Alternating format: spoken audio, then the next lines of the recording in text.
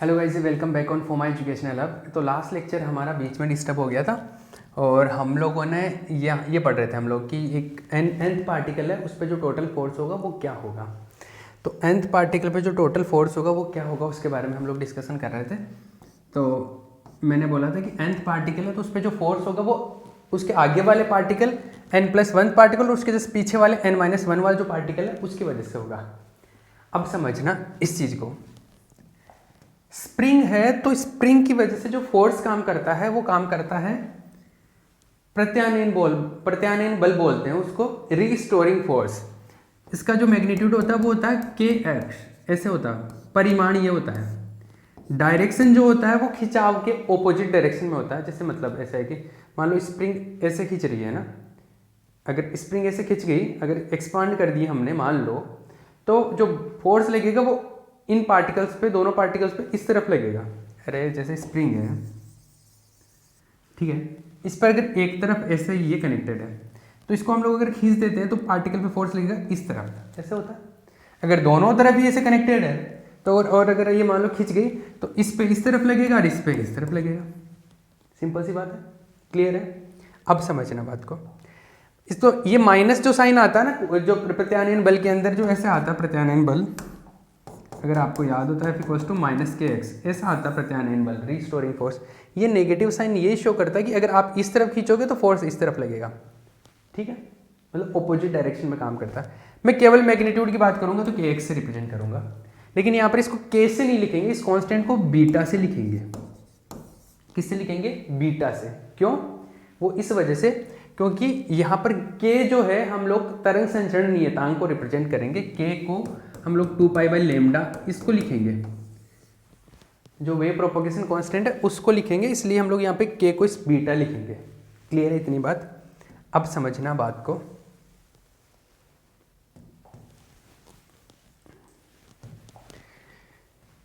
अब इस फोर्स के बारे में बात करना। देखो मान लो ये जो स्प्रिंग है ये, इसमें un+1 तो ये आगे खिसक गया, un ये खिसक गया, तो जो टोटल इसका जो डिस्प्लेसमेंट, इसका जो टोटल एक्सपांशन हुआ इस स्प्रिंग में, एक तरीके से ये समझ लो कि un+1 तो ये खिसक गया, ये इधर से आ गया तो -un इतना हो गया।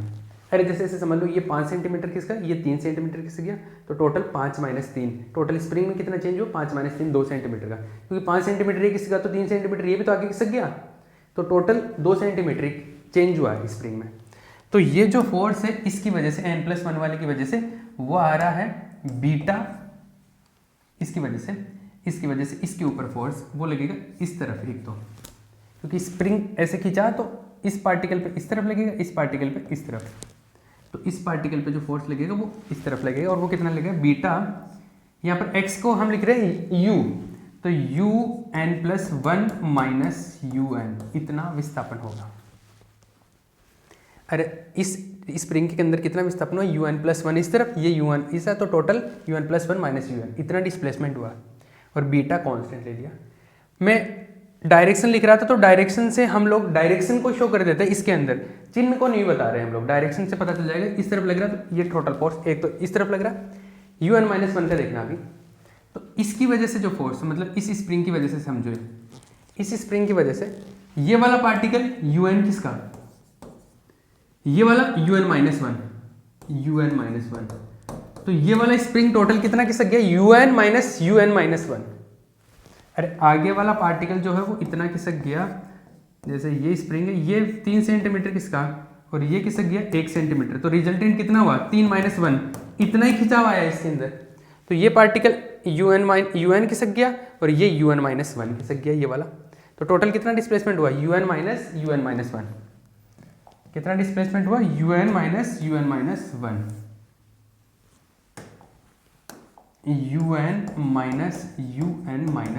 इतना इंटू बीटा। और इसकी डायरेक्शन देखो, इसकी डायरेक्शन, ये स्प्रिंग है तो ये खींच रहा है, तो इस पर इस तरफ लगेगा, इसकी वजह से इस तरफ लगेगा, और इसके ऊपर इस तरफ लगेगा। जैसे इस पे आगे वाले पे इस तरफ लग रहा था ना, सेम उसी तरीके से इस पार्टिकल के ऊपर पीछे की तरफ लगेगा, और इस पे आगे की तरफ, इस स्प्रिंग का। तो ये इस पार्टिकल पे टोटल देखना है तो इस पार्टिकल पे पहले वाले की वजह से आगे की तरफ, इसकी वजह से पीछे की तरफ, तो ये वाला फोर्स एक तरीके से पीछे की तरफ लग रहा है, तो नेगेटिव लिख देता हूँ इसको।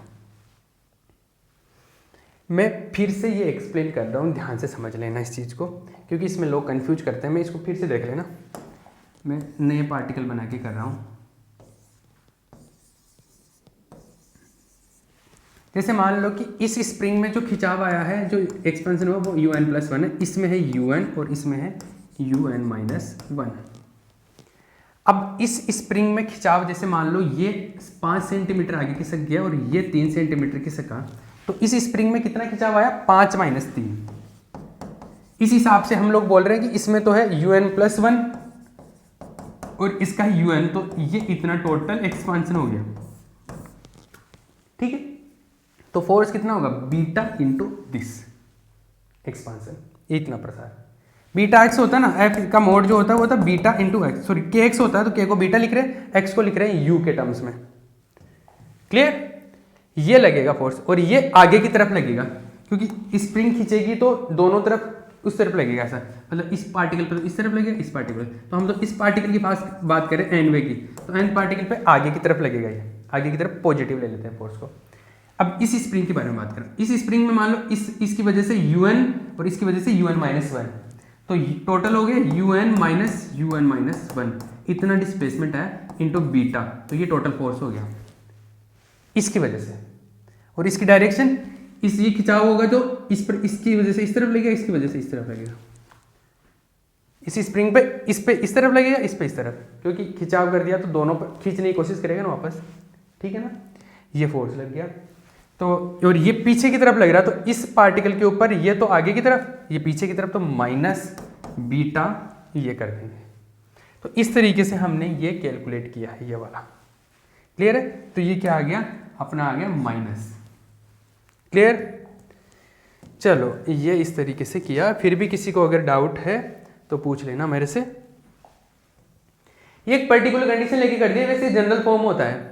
मैं इसको एक्सपांशन का टर्म्स में बात कर करके इसको मैंने लिखा है, बाकी हर कंडीशन में ही सेटिस्फाई होता है। ठीक है, अब आगे देखो। अभी इसको अब प्योर मैथमेटिक्स चलेगा। इतना टाइम तक ये था कि सोचने का काम था कि किस तरीके से इसको हम लोग लेके आए यहाँ तक। अब देखो इसको, F N vector equals to beta, दोनों में कॉमन आ गया बीटा, un+1, इसमें से देखो माइनस मल्टीप्लाई होगा तो माइनस माइनस प्लस हो जाएगा un-1। ये un माइनस का आएगा, यहाँ से भी un माइनस का, तो -2un आ गया, ये ऐसा आ गया। अभी डायरेक्शन से मतलब नहीं, मैं मैग्नीट्यूड की बात कर रहा हूँ केवल, तो डायरेक्शन को मैं रिमूव कर देता हूँ। ठीक है, ठीक है। अब समझना आगे बात ये है, ये जो एफ एन है, एफ एन, इसको मैं ऐसे लिख सकता हूँ ना, सिंस फोर्स जो क्या होता है m इंटू ए होता है, nth पार्टिकल पे, तो एक्सेलरेशन भी nवें पार्टिकल का होगा, nth पार्टिकल का। तो ये ऐसे हो जाएगा ना, F N equals to m, इसको ऐसे लिख लूँ d² un/dt²। विस्थापन कितना है? un माना है ना विस्थापन को, डिस्प्लेसमेंट को un माना है, तो ये हो गया। अरे d² x/dt करो तो ना, x की जगह पे मतलब डिस्प्लेसमेंट जो है वो है u तो un कर दिया nth पार्टिकल का, nवें पार्टिकल का। तो ये टर्म यहाँ पे लिख दो, तो इसको लिख दो 1, इसको कर दो 2, तो बाई 1 and 2, बाई 1 and 2 क्या आया? या m d² un/dt², और यह आया बीटा, या un+1 प्लस un-1 -2un। ठीक है, ये मिला अपने को। ये एक डिफरेंशियल इक्वेशन हो गया। इस m को मैं इधर भेज दूँ क्या? इस m को इधर भेज दूँ, कोई प्रॉब्लम है? क्या प्रॉब्लम होगी? ठीक ही तो सारा सब कुछ। अब देखो, ये एक डिफरेंशियल समीकरण हो गया, एक अवकल समीकरण हो गया, और अवकल समीकरण इसको हल करना है मुझे, इसका सॉल्यूशन फाइंड आउट करना है। तो ये एक अवकल समीकरण हो गया, डिफरेंशियल इक्वेशन हो गया। यह एक अवकल समीकरण है, अवकल समीकरण है। This is an a differential equation, a differential equation. तो डिफरेंशियल इक्वेशन है। अब डिफरेंशियल इक्वेशन है तो इसका कुछ सॉल्यूशन होगा। मान लो मैं उसका कुछ सॉल्यूशन मान लेता हूँ। इसको सोल्व करने का तरीका क्या है? डिफरेंशियल इक्वेशन तो इसका कुछ सॉल्यूशन मान लो, सॉल्यूशन का वैल्यू इसमें पुट करो तो सेटिस्फाई करना चाहिए, ऐसा होना चाहिए। तो हम लोग सॉल्यूशन मान लेते हैं इसका। माना समीकरण का हल, लेट द सॉल्यूशन ऑफ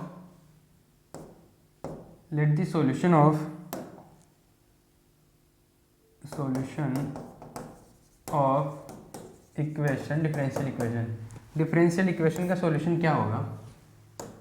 देखो क्या सॉल्यूशन होगा इसका। हम लोग ऐसे मान लेते हैं un में है ना, ये किस में है? un में है। तो मतलब जैसे y में इक्वेशन होता है तो सॉल्यूशन का मतलब होता है y का मान x की टर्म्स में, यहाँ पे un है ना। तो देखो ये सॉल्यूशन इस तरीके से आएगा, un a e to power i omega t minus k x n। अभी समझना ये, अब किसी के दिमाग में तो ये आएगा पहली चीज तो कि ये क्यों लिखा, ये क्यों लिखा, और कुछ भी तो लिख सकते थे हम लोग, ये क्यों लिखा, उसकी वजह समझना। ये डिफरेंशियल इक्वेशन जिस टाइप का है उसके लिए अगर मैंने ये सॉल्यूशन मान लिया, सपोज ये माना मैंने, अगर इसको मानने से इक्वेशन सेटिस्फाई होता है इसका मतलब सही माना है। क्लियर है? अब ये इसी टाइप का फॉर्मेट का क्यों माना, इस बात को समझना। ये डिफरेंशियल इक्वेशन है तो ये कुछ पीरियोडिक फंक्शन में जाएगा, इसका सॉल्यूशन या तो साइन में आएगा या कॉस में आएगा, और ये जो एक्सपोनेंशियल वाला है इसका भी साइन कॉस में आता है। इसलिए इस टाइप के जो इक्वेशंस है उनका हम सॉल्यूशन इस तरीके से लेते हैं। ये डिफरेंशियल इक्वेशंस को सॉल्व करने के पैटर्न होते हैं, आपने शायद सेकंड ईयर में मैथमेटिक्स में पढ़े होंगे डिफरेंशियल इक्वेशन में। ठीक है, दूसरी चीज, एक और चीज यहां पर जो है एक तो वेरिएबल है t, तो एक तो मैंने t ले लिया यहाँ पे। ठीक है, दूसरी चीज हम लोग x डायरेक्शन में बात कर रहे हैं ना, तो x डायरेक्शन में किसी भी पॉइंट से, जैसे एक मूल बिंदु ले लिया मैंने ओरिजिन, यहाँ से ओरिजिन, ये पॉइंट, दूसरा पॉइंट, तीसरा पॉइंट, चौथा पॉइंट, ये मान लो nवां पॉइंट है, तो ये nवां पॉइंट है। तो ओरिजिन से मूल बिंदु से nवें पॉइंट तक की दूरी कितनी होगी, इसको बोलेंगे xn। कितनी दूरी होगी, कितनी डिस्टेंस होगी, xn। और xn का वैल्यू क्या आएगा, xn आ गया, जैसे ये हर दो क्रमागत बिंदु जो है ना, दो कॉन्जुगेटिव जो पॉइंट्स हैं उनके बीच में a डिस्टेंस ही तो है, a,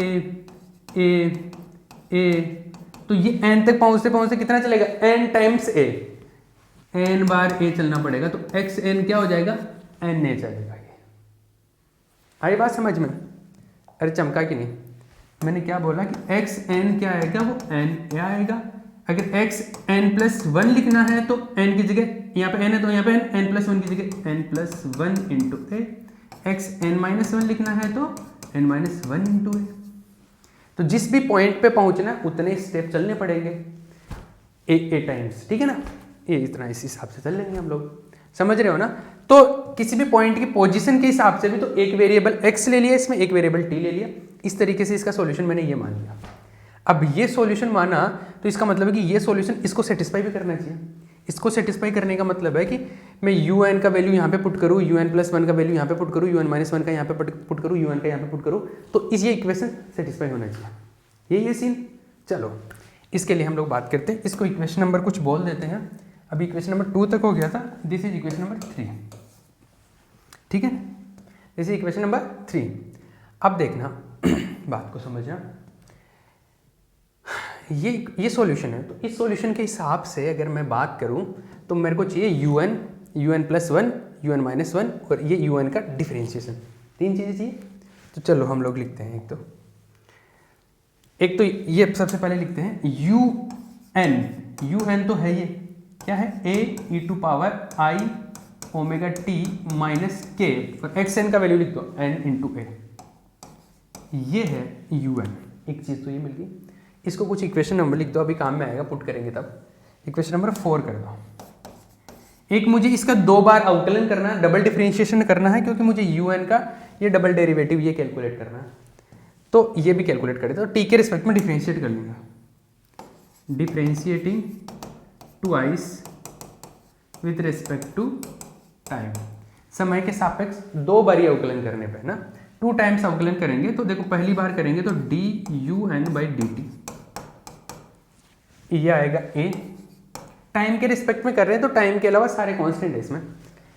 तो इसका एक्सपोनेंशियल का डिफरेंशिएशन होता है E to power iota omega T minus के इंटू एन इंटू ए, ये हो जाएगा एक्सपोनेंशियल का। तो एक्सपोनेंशियल आएगा, बाकी ऊपर वाले का इसका डिफरेंशिएशन करूंगा तो ये तो देखो कांस्टेंट है, ये तो जीरो हो जाएगा। इसका डिफरेंशिएशन होगा ओमेगा टी का, तो ओमेगा टी का होगा वो ओमेगा आ जाएगा, आयोटा भी है, आयोटा भी मल्टीप्लाई होगा तो आयोटा इंटू ओमेगा आ जाएगा। ठीक है, दोबारा से डिफरेंशिएशन करते हैं इसका, D U N by D T square, इसका डिफरेंशिएशन करें, ये तो पूरा कांस्टेंट है, ए आयोटा ओमेगा, ये तो कांस्टेंट है। फिर इसका एक्सपोनेंशियल वाले का डिफरेंशिएशन करेंगे, और एक्सपोनेंशियल वाले का डिफरेंशिएशन करेंगे तो पहले के जैसे आएगा ई आयोटा ओमेगा टी माइनस के इंटू एन इंटू ए, और आयोटा ओमेगा मल्टीप्लाई हो जाएगा, आयोटा ओमेगा मल्टीप्लाई होगा तो स्क्वायर हो जाएगा। देखो मैं एक चीज़ बता दूं, आप जब इसको पढ़ोगे तो आपको कॉम्प्लेक्स लगेगा ये कि ये बहुत सारे टर्म्स हैं, एन है, के है, ए है, टी है, आयोटा ओमेगा, बहुत कुछ चल रहा है इसके अंदर, तो आपको दिखने में ये बहुत ऐसे कॉम्प्लेक्स लगेगा, डिफिकल्ट लगेगा, लेकिन डिफिकल्ट है नहीं, क्योंकि आप इसको ध्यान से देखोगे ना तो कुछ नहीं कर रहे। यहाँ तक तो हम लोगों ने थ्योरी पढ़ी थी, यहाँ तक तो, और उस थ्योरी के बेस पे ये इक्वेशन बना लिया, बस उस इक्वेशन को सोल्व कर रहे हैं अभी, कुछ ज़्यादा डिफिकल्ट नहीं है। इसको बस लिख के प्रैक्टिस करोगे ना तो आएगा ये। अब समझो इसको, ये आ गया d square you N by D T square, ये माइनस आयोटा स्क्वायर हो जाता है माइनस 1, तो a omega square e to power iota omega T minus के इंटू एन इंटू ए। ठीक है, ये मिल गया मुझे, ये इक्वेशन नंबर हो गया 5, क्या हो गया इक्वेशन नंबर 5 हो गया ये इक्वेशन नंबर 5 हो गया। तो D square you N by D T square का मिल गया, इसका मिल गया, यू एन का मिल गया, यू एन प्लस 1 और यू एन माइनस 1, ये वैल्यू भी कैलकुलेट कर लेता हूँ मैं। तो देखो यू एन है मेरे पास में, तो उसी वे में यू एन है तो यू एन प्लस 1 भी कैलकुलेट कर सकता हूँ, जहाँ पे एन लिखा हुआ वहाँ पे एन प्लस 1 लिख लो, और वैसे ही एन माइनस 1 लिख लो। तो समीकरण 4 की सहायता से, समीकरण 4 की सहायता से with the help of equation number 4, with the help of equation number 4, समीकरण 4 से क्या आ रहा है, समीकरण 4 में लिखा हुआ यू एन, तो मुझे चाहिए एन प्लस 1, तो मैं लिख देता हूँ एन प्लस 1, या एन माइनस 1 चाहिए तो एन माइनस 1 लिख देता हूँ, पहले एन माइनस 1 कैलकुलेट कर लेता हूँ, एन माइनस 1। ठीक है, फिर लिखा हुआ ए सामने e to power iota omega T minus k x n लिखा हुआ, तो एक्स एन की जगह एक्स एन माइनस 1 लिख देता हूँ। ठीक है, अरे 4 में यही लिखा हुआ है ना, ये है 4, तो यू एन के लिए जहाँ पे एन लिखा हुआ एन माइनस 1 कर दूंगा तो एन माइनस 1 के लिए हो जाएगा, एन प्लस 1 करूंगा तो एन प्लस 1 के लिए आ जाएगा। तो ये आ गया, और ये a e to power iota omega T minus k x n minus 1 है तो ये एन माइनस 1 इंटू ए आ जाएगा। ठीक है, इसी तरीके से सिमिलरली क्या होगा, यू एन प्लस 1 के लिए भी बात करेंगे, यू एन प्लस 1 के लिए बात करेंगे तो ये आएगा a e to power iota omega T minus k n plus 1 के लिए एन प्लस 1 इंटू ए आ जाएगा। ठीक है, क्लियर है ना ये सारी चीज। अब ये आ गया equation number 6, this is equation number 6, 6 number का समीकरण आ गया। तो 5, 6, 4 इन सब से मैं वैल्यू रखूंगा, 4 नंबर, 5 नंबर, 6 नंबर, और एक और रह गया यू एन माइनस 1 भी तो आया था ना अभी, इसको 6 करो आप, इसको 6 करो, इसको 7 करो, ये है 7। तो 5, 6, 7 और 4 से, 4, 5, 6, 7 से हम लोग वैल्यू पुट करेंगे इक्वेशन नंबर 3 में। तो 4, 5, 6, 7 से समीकरण 4, 5, 6 एंड 7 से समीकरण 3 में वैल्यू पुट कर रहे हैं, समीकरण 3 में मान रख रहे हैं, putting the value of 4, 5, 6, 7 in equation number 3। Equation number 3 में वैल्यू पुट कर रहे हैं, टाइम है अभी अपने पास में। अब देखो अगर वैल्यू पुट कर रहे हैं क्या आएगा, देखो समझ लो इसको, मैं वैल्यू पुट कर रहा हूँ, मैं एक बार इसको उठा के ले आता हूँ इधर ताकि मुझे देखो हमारा ये है ना, इसके अंदर वैल्यू पुट करना है ना। अब देखो इसका जो वैल्यू आया है, इसका वैल्यू आया है, क्या आया है, इसका वैल्यू आया है -a omega square exponential iota omega T minus k into N into ए, ये आया है 4 का, सॉरी 5 का वैल्यू है ना, यही रहा 5 का, -a ओमेगा स्क्वायर ये, ठीक है। आगे बात करते हैं इसका वैल्यू, आगे वाले टर्म्स का, बीटा अपॉन m, ये जो है un+1 का वैल्यू है a e to power iota omega t minus k n+1 into a, ठीक है। un-1 का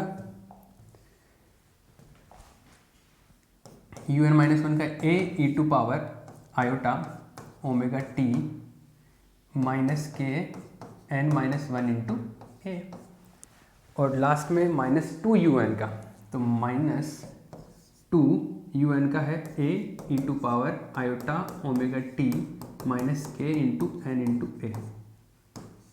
ये सारा वैल्यू है अपने पास में, क्लियर है। अब देखो a तो ये सारे टर्म्स में, इसमें भी है, इसमें भी है, इसमें तीनों में से एक कॉमन आएगा, कॉमन आके इधर से कैंसिल आउट हो जाएगा, तो एक तो a कैंसिल आउट हो जाएगा, a का कोई रोल नहीं है यहाँ पे, कांस्टेंट जो था वो चला गया। दूसरी चीज़ देखो, इसमें देखो किसी भी ये जो टर्म्स है ना, इनको अगर ओपन करेंगे तो ये इस तरीके से ओपन होगा, इस तरीके से देखना, ओमेगा स्क्वायर ये है e टू पावर आयोटा को इससे भी मल्टीप्लाई कर दो, आयोटा ओमेगा टी, और इससे भी मल्टीप्लाई कर दो, तो ये इसको मैं ऐसे लिख दूँ माइनस आयोटा के एन इंटू ए, लिख सकता हूँ ना ऐसे। क्यों लिख सकता हूँ ऐसे? ऐसे इसलिए लिख सकता हूँ क्योंकि ये वापस से बेस सेम है, तो बेस सेम होता है तो पावर्स ऐड हो जाते हैं, ऐड होगा तो वापस से ये आ जाएगा। इसका मतलब है इनको मैं अलग अलग ऐसे लिख सकता हूँ, इनको सबको ऐसे लिख सकता हूँ मैं, बीटा बाई एम, हर एक टर्म को ऐसे लिख सकता हूँ e to power iota omega T dot e to power minus iota K n+1 into ए, इस तरीके से ये टर्म आएगा, plus e to power iota omega T dot e to power minus iota K n-1 into a, और ये जो last term बचा ये -2 e to power iota omega T into e to power minus iota K into N dot A, ये मिला। अब देखो हर एक टर्म में e to power iota omega T, e to power iota omega T, e to power iota omega T, e to power iota omega T, सब में है, तो इन तीनों में से e to power iota omega T common आएगा, वो इससे कैंसिल आउट हो जाएगा, तो e to power iota omega T ये सबसे मिलके कैंसिल आउट हो जाएगा।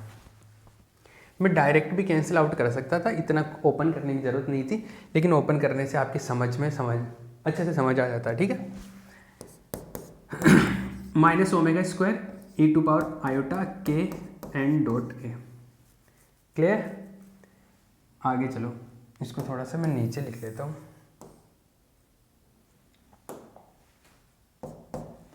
इसमें देखो बीटा अपॉन एम ये है, ये वाला e to power minus iota K, इसको मल्टीप्लाई कर दो के एन ए, एक तो ये आएगा, और इसमें इसको भी दो पार्ट में डिवाइड कर सकता हूँ, एक तो 1 वाला आएगा और एक n वाला, एक आएगा माइनस आयोटा के ए, इसमें देखो plus e to power minus iota के एन ए, और ये एक और आएगा तो e to power minus iota K A, sorry minus minus plus हो जाएगा तो ये प्लस आएगा, क्लियर है। ये इस तरीके से आ जाएगा। आगे वाला एक टर्म बच के ये टर्म आएगा -2 e to power minus iota के एन ए, ये मिला, ठीक है।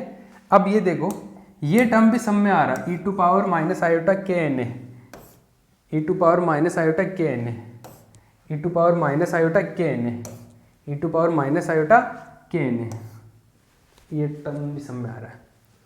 तो ये जो आया वो आया minus omega square equal to beta by M, और या e to power minus iota K A, और उधर से आया e⁻, और उधर बचा -2। देखो बहुत सिंपल आ गया ये, मतलब जो यहाँ पर इतना कॉम्प्लेक्स दिख रहा था पहले कि ये पता नहीं क्या क्या लिख दिए, वो सब कैंसिल आउट होके सिंपल मिल जाता है। ये इतना ये मिला। पॉज कर लो कॉपी करके, सॉरी स्टॉप करके। अब देखो आगे चलते हैं।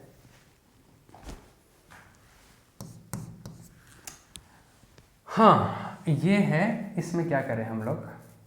देखो एक फॉर्मूला होता है, आपने पढ़ा हो तो e⁻ iθ plus e⁻ -iθ/2, और इसका जो फॉर्मूला होता है, यहाँ पे कुछ गड़बड़ किया है हमने, गड़बड़ किया है क्या? इसका जो फॉर्मूला होता है, ये कुछ गड़बड़ नहीं किया, ये होता है cos θ। क्या होता है ये? cos θ का फॉर्मूला होता है। तो देखो यहाँ पर जो थीटा है उसकी जगह है ये, तो e⁻ देखो iota ka plus e⁻ -iota /2 है, उसको लिख सकता हूँ मैं cos थीटा की जगह क्या है ka, तो यह है ka।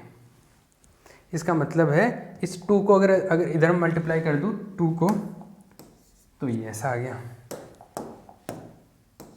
ऐसा। इसका मतलब है इसको, यही तो है, इसमें ये आगे है ये इधर है, इसको 2 cos a लिख सकता हूँ है ना। तो अतः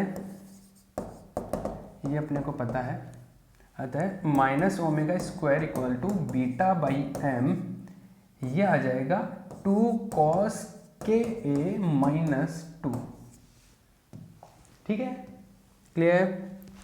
ये पॉज कर लेना भैया और इसको कॉपी मार लेना। आगे -ω², ये है β/m, और ये है इसमें 2 कॉमन ले लिया, 2 कॉमन ले लिया तो आ गया cos ka -1। ये मिला मुझे। इसका कोई फॉर्मूला होता है ट्रिग्नोमेट्री में, क्या फॉर्मूला होता है इसका? इसका एक फॉर्मूला होता है,